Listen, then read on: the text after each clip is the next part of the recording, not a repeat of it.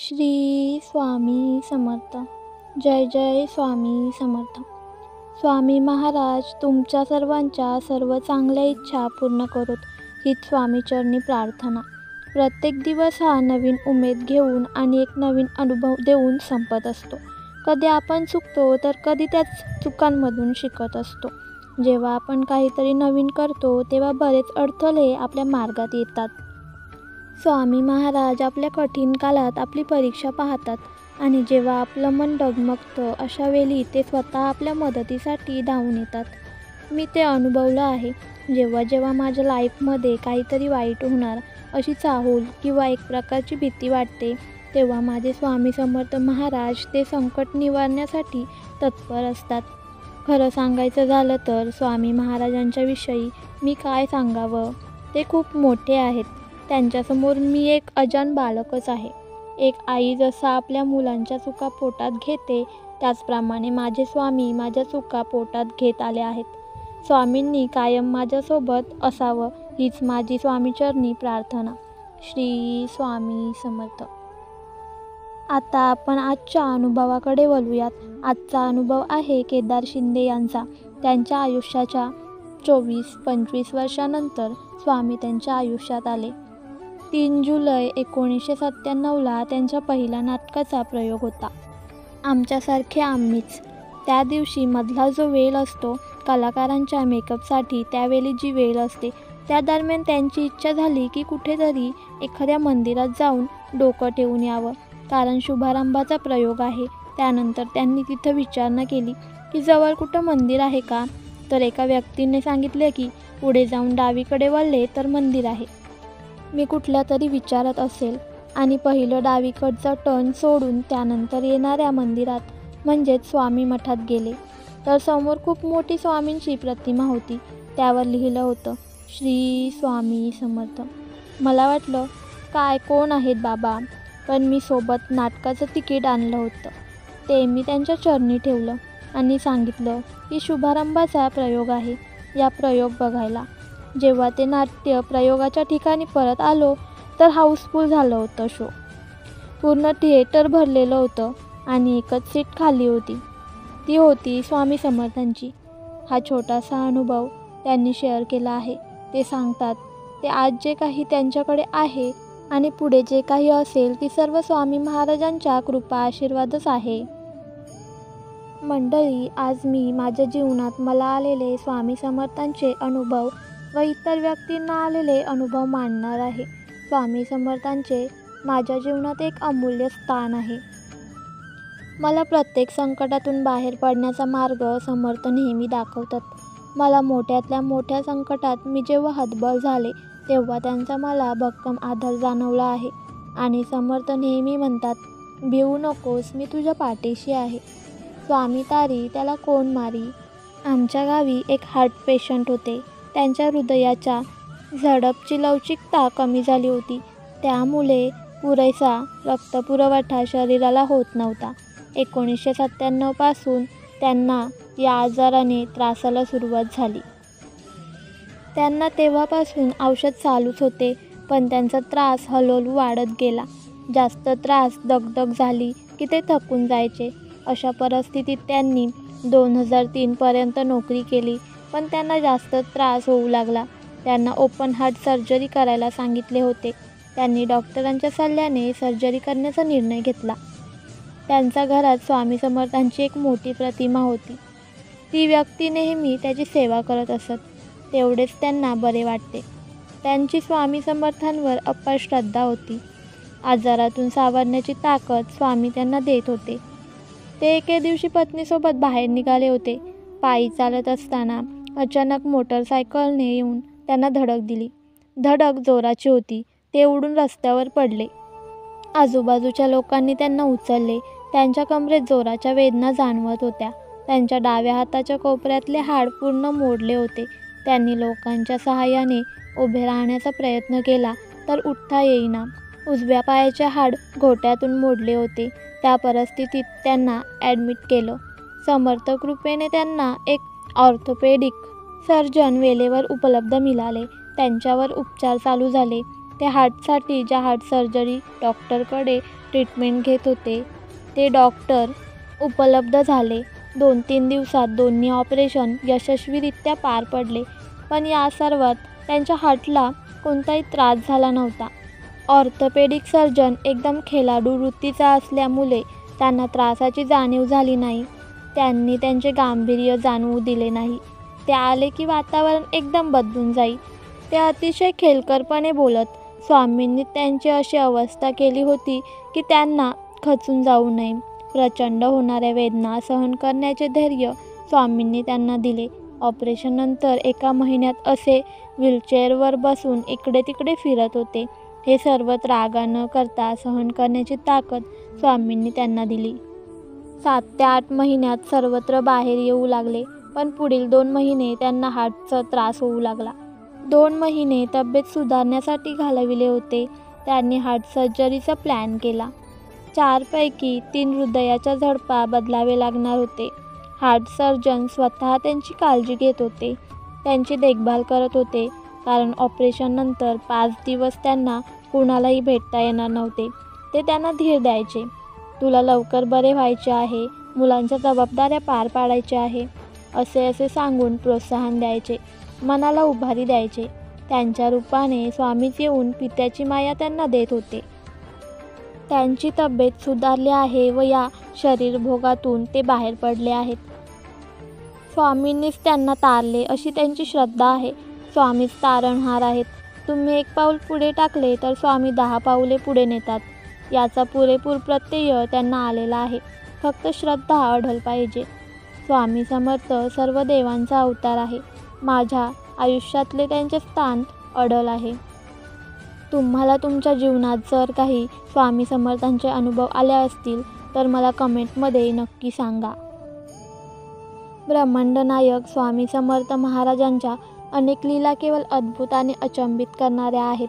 स्वामींचा भक्त परिवार मोठा आहे. केवळ महाराष्ट्रात नाही तर देशभरात स्वामी समर्थ महाराजांचे मठ असल्याचे दिसते. यातून महाराजांचे चरित्र, त्यांचे संदेश, त्यांची शिकवण, त्यांच्या लीला यांचे श्रवण, कीर्तन, वाचन केले जात असते.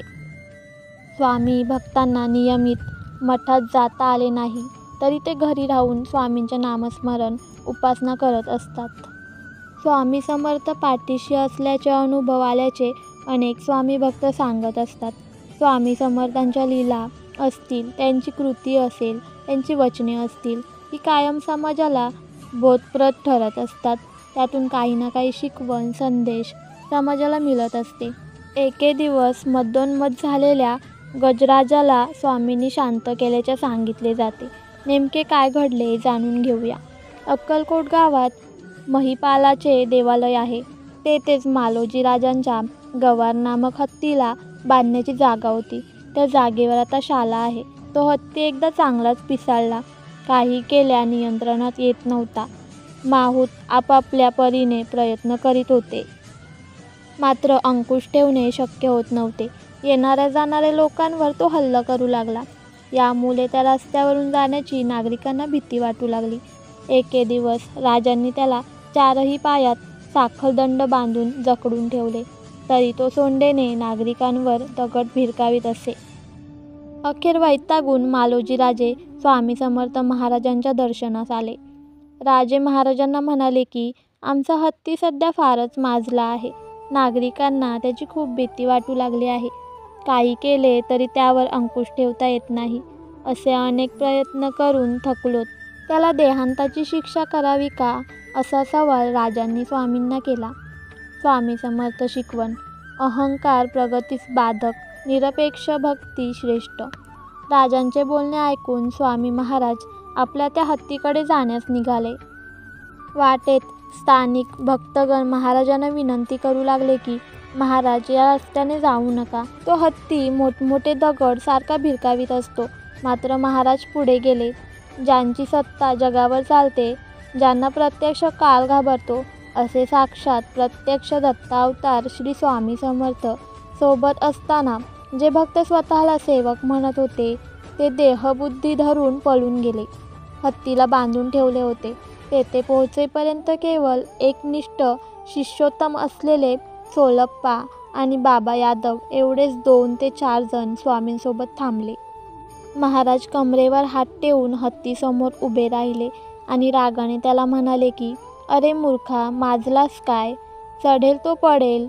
बाष्कळपणाचा अभिमान सोडून दे." अशी स्वामींची आज्ञा ऐकताच तो पिसाळलेला हत्ती शांत झाला. आपल्या पुढच्या पायाचे गुडघे टेकून गंडस्थळ स्वामींच्या चरणी ठेवले. त्याच्या डोळ्यातून एकसारखे अश्रू वाहू लागले. स्वामींच्या दर्शनाने एवढा मदोन्मत्त हत्ती गरीब होऊन स्वामींसमोर नतमस्तक झाला. स्वामी समर्थ महाराजांचे अनुभव कथा कशी वाटते आहे ते कमेंटमध्ये नक्की कळवा. आता पुढची कथा मी तुम्हाला सांगणार आहे. श्री स्वामींच्या सतत चिंता करीत असताना स्वामी आपल्याबरोबर आहेत असा नेहमी प्रत्यय येत असतो. 6 जून 2006 रोजी मी पिंपरीहून रात्री भाचीच्या लग्नासाठी नाशिक येथे जाण्यास निघालो. रात्री मी एकटाच होतो. पाऊस पडत होता. स्वामींचा धावा चालू होता. इतक्यात एक नवी मारुती कार जवळ येऊन थांबली व "एकच जागा आहे, नाशिकला येणार का?" विचारले. मी पटकन कारमध्ये बसलो, कारण मला लग्नाला पोचायचे होते.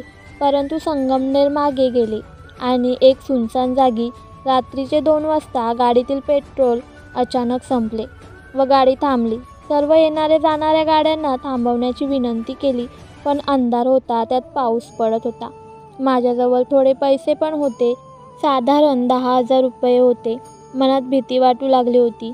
स्वामींचा धावा सुरू होता आणि 15व्या मिनिटाला एका पोलिसांची गस्त घालणारी जीप तिथे थांबली आणि आम्हाला विचारले. आम्ही सर्व हकीकत सांगितली व त्यात बसलेले वयस्कर इन्स्पेक्टर शिरीष चौधरी मला स्वामींच्या रूपात दिसले. त्यांनी लगेच "तुमच्या ड्रायव्हरला आमच्या जीपमध्ये बसून मी तुम्हाला पेट्रोल घेऊन देतो" असे सांगितले. मी बाकी काही चौकशी केली नाही.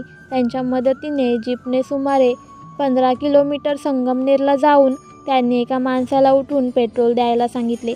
पेट्रोल गाडीत भरून झाल्यावर पुढील धाब्यावर त्यांना चहा पिण्यासाठी आग्रह केला. श्री चौधरी साहेब यांनी स्वतःच्या पैशांनी आम्हाला चहा पाजला. पाऊस पडत असताना हा सुखद अनुभव आम्हाला गोड लागला. मी त्यांना सांगितले की मी स्वामी समर्थांचा धावा केला आणि त्यांनी तुम्हाला मदतीला पाठवले. हे ऐकल्यावर इन्स्पेक्टर खूप खुश झाले. ते म्हणाले की माझी सर्व ह्यात गडचिरोली जिल्ह्यात नक्षलवाद्यांशी झुंजताना गेली आणि आता रिटायरमेंटच्या वेळी मला संगमनेरला बदली मिळाली, ती स्वामींच्या कृपेने. कसा वाटला भाग ते कमेंटमध्ये नक्की कळवा.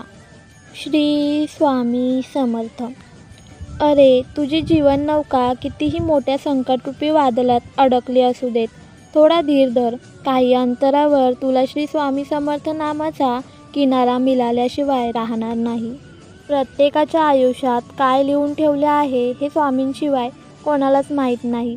म्हणून आयुष्याचा जास्त विचार न करता स्वामी सेवेचा विचार करा. स्वामींची सेवा करा. आयुष्यात कितीही संकट आली तर महाराजांच्या सेवेने दूर होतील. बाळा, मी कुठेही गेलेलो नाही. मी तुझ्या जवळच आहे. ज्यावेळेस तुला माझी आठवण येईल तेव्हा मनापासून तू फक्त मला हाक मार. मी नक्की धावत येईन. एकदा फॉलो करून लिही. श्री स्वामी समर्थ. जगण्याच्या स्पर्धेत हेच शिकायचे असते की जिंकलात तर आवरता आलं पाहिजे आणि हारलात तर सावरता आलं पाहिजे. कितीही खचलास तरी पुन्हा नव्याने सुरुवात कर. हार मानू नकोस. मी नेहमी तुझ्या पाठीशी आहे. जर तुम्ही चुकत नसाल तर काहीही सिद्ध करण्याची गरज नाही. फक्त शांत राहून स्वामीनाम जप करा. वेळ काळ स्वतः साक्ष देईल. भोग हे भोगावेच लागतात. त्याचा भागाकार होत नाही, पण बेरीज होऊ शकते. कर्म चांगलं असेल तर थोडीफार वजाबाकी होण्याची शक्यता असते. बाळा, घाबरतोस कशाला? तो आमचा हात धरलेला आहेस आणि ज्याचा आम्ही एकदा हात धरतो त्यांना कधीच एकटे सोडत नाही. जसे झाडाचे सौंदर्य त्याच्या पानांमध्ये आणि फुलांमध्ये असते, त्याचप्रमाणे माणसाचे सौंदर्य त्याच्या आचरणात असते. बाळ, आज श्री स्वामी समर्थ लिहायला विसरू नकोस. तुझे कल्याण होईल. आयुष्य हे दुःख करत रडत बसण्यासाठी तुम्हाला मिळाले नाही, तर आनंदाने हसत खेळत सन्मानाने जगण्यासाठी मिळालेले आहे. ते रडत वाया घालवू नका. स्वामी म्हणतात, आपलं मन ज्यांच्यामुळे दुखेल अशा लोकांच्या जास्त जवळ जायचं नाही. एकटं तर एकटं, पण खोट्या लोकांना आयुष्यात महत्त्व द्यायचं नाही. उठल्या उठल्या दिवसाची सुरुवात स्वामीनामाने करा. दिवसभर कोणतीही समस्या तुमच्या अवतीभवती फिरकणार नाही. एवढी ताकद स्वामींच्या नामस्मरणात आहे. श्री स्वामी समर्थ. स्वामी म्हणतात, माझ्या भक्तांचा खटला हा माझ्याच न्यायालयात चालतो. माझ्या न्यायालयात खोट्याला अजिबात जागा नाही. मी माझ्या खऱ्या भक्तांवर कधीच अन्याय होऊ देत नाही. बाळा, जर कधी तुला एकटे पडल्यासारखे वाटेल, तेव्हा तू फक्त तुझे डोळे मिटून आमचे नामस्मरण कर. तुला तुझ्या जवळच आम्हाला बघशील. व्हिडिओ आवडला असेल तर नक्की लाईक करा. आपल्या प्रियजनांना पाठवा आणि अशाच नवनवीन व्हिडिओ पाहण्यासाठी चॅनलला सबस्क्राईब करा.